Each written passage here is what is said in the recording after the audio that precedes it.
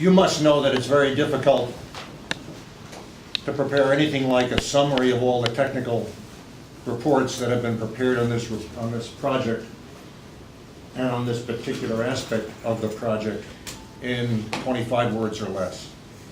There's a vast literature out there dealing with all aspects of New Bedford Harbor, all aspects of PCBs, and many aspects of CAD cells, the concept of CAD cells.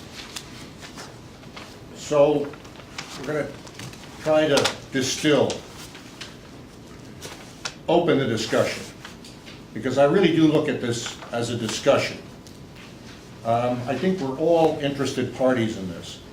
We would very much like to see the harbor remediated, the issue of PCB contamination in the harbor removed in our lifetime.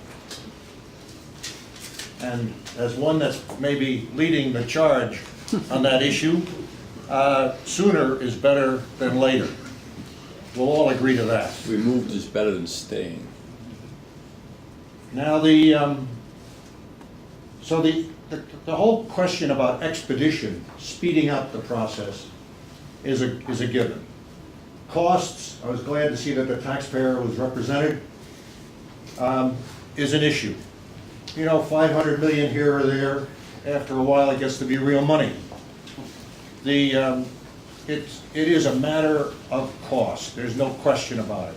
But there are all sorts of costs. There's a dollar cost, there's an environmental cost, there's human health cost. We can go on with that. It's an issue that we need to be sensitive to, but at the same time, you want to recognize that we're coming up with a scheme for remediation that satisfies the fundamental isolation of contamination from the bugs, the ecosystem, and from us. The approach that's being proposed is fundamentally a submarine landfill. Now, we've lived, all of us, with landfills for many years. And we recognize that those landfills have, for the most part, been successful, but on a number of occasions, we've had problems with them. There's been leachate affecting groundwater. The whole question of groundwater flows got into the landfill issue a number of years ago. It's going to get into this issue just as well. You just heard a question about groundwater flows. The fact that we're leaving some amount of contamination in the harbor should come as no surprise to you. The ideal is to get rid of that stuff. Wouldn't I love to wave the wand and get rid of it? But the reality is that's very difficult. And that was understood early on. And the proposal was to use confined disposal facilities. Shoreline diked areas where you had some amount of contamination buried. And we lined out those areas or didn't line out those areas, depending on where you were. CDFs are still on the book. So the fact that you're going to be leaving some contamination in the harbor using a CAD cell should not be a deal killer at the outset, because that's always sort of been on the table. We'd like to get it out of here, get it done and gone, but maybe you can or can't for a whole bunch of reasons that we're going to explore. Parenthetical, I do not think in reviewing this volume of material that the subject has been adequately explored. We keep saying it has been, it has been, it has been. That's not enough to me. I want to look at a document and be able to figure out what is in it, what it means. And too many of these documents leave a lot of questions hanging. I would hope that out of this exercise over the next few months, we could come up with, if not one document, at least one range of understanding of this entire problem. You can't do it right now, in my estimation, by looking at these reports. The reason being, these reports were written over a number of years. Beginning in the 80s, a lot in the 90s, some numbers in the 2000s, by all sorts of characters. Some number of them are here today. Okay? They were written for a variety of purposes. Not many of them were written specific to CAD cells. They were written by a variety of authors. Now, my writing and my expression is somewhat different than yours. Okay? Each one of us have a little different way of looking at things. So it's not terribly surprising when you start reading this rather disparate body of information that you have a hell of a time stringing one report into the next one. It leads to obfuscation and builds mistrust. My estimation. You get the idea that they're trying to hide something. Most conspiracy is just a plain screw-up. Don't elevate it to planned. Okay? The problem here is that a nice, coherent line of story is absent. Okay? Precedent. There has been some use of CAD cells. I was involved in the first capping project in this country in 1978 in Long Island Sound, the New Haven project. It was a capping project. You put out some amount of sediment and you covered it up with cleaner stuff. Capping has been used extensively and is being used extensively. If any of you, the marina guys, get into dredging, you know that you very often are hampered by the fact that you can't find a good cap for your material. Digging holes, filling them up, and covering them up, submarine, is a relatively recent approach.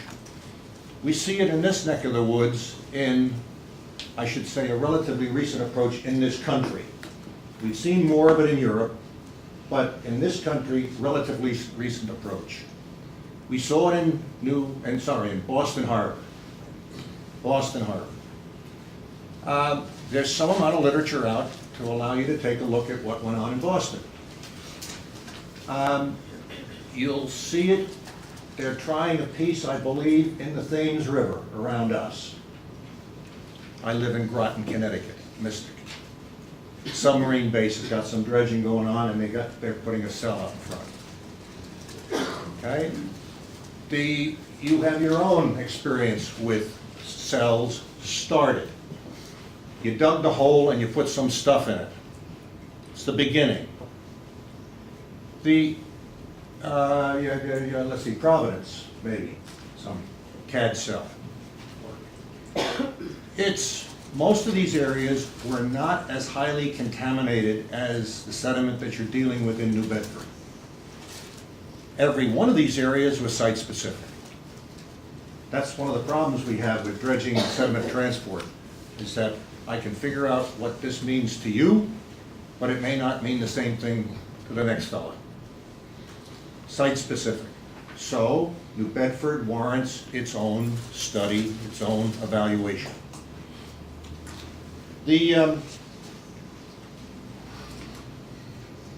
I think all of this, we would like everything to go away, but the ideal is often an elusive concept.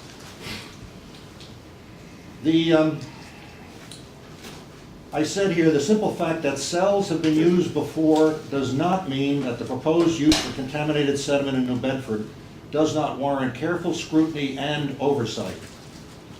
That's before the fact, during, and after the fact. The one important fact to remember is that we can sit here, an MIT-trained engineer, and draw you up a very nice set of stamped drawings. And when you go and look at the building that results, what in the heck is all this about? There is often a slip twixt design and execution. Hence the need for continual and serious oversight through the whole process. Okay? I think today we begin reviewing the designs, and hopefully that review will result in some recommendations to the EPA and possibly Harbor Development or their contractor, that would be taken very seriously, i.e. implemented. If there is no hope of implementation, we are all wasting our time. We don't need to go, I don't know about you guys, but we don't need to go to another meeting. Now, there's a large body of literature and data to assist us in this task. You can go back and take a look through it. envy anybody that has to go and do it, but it's out there. Yes, the web helps. You can click and download and take a look at stuff, it's there, okay? But it's often difficult to string the story together, as I said. So if I started to do it, where would I start? I'd be concerned to begin with the siting of the cell. Now, some amount of work has been done on it. You did it as part of your dredge material management plan, and it looks like Pope's Island North area is the site that is receiving the most serious consideration.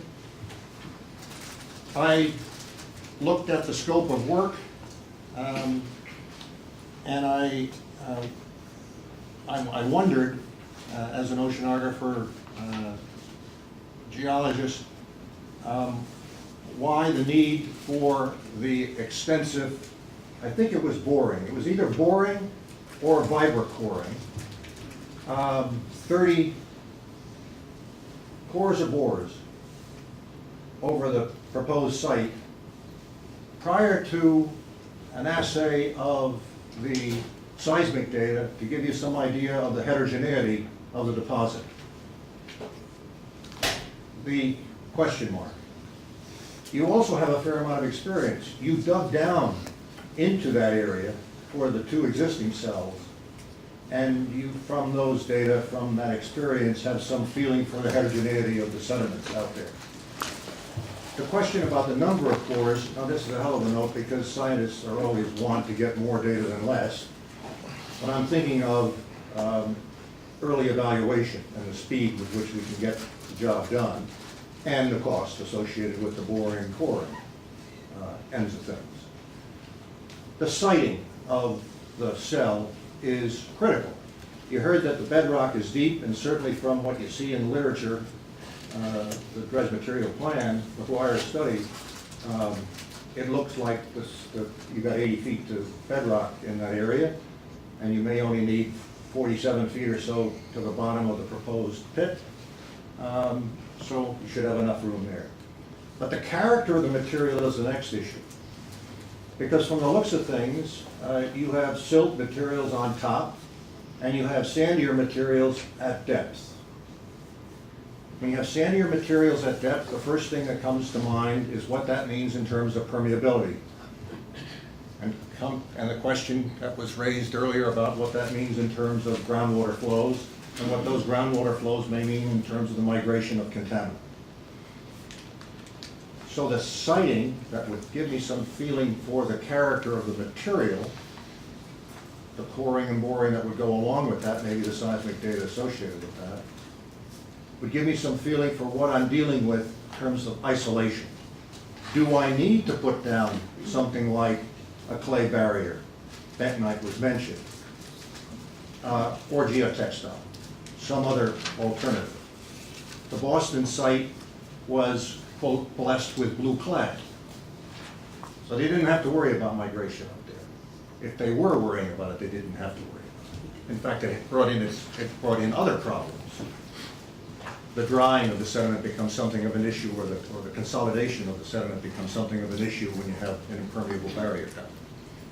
So there is siting that gets to sediment characteristics.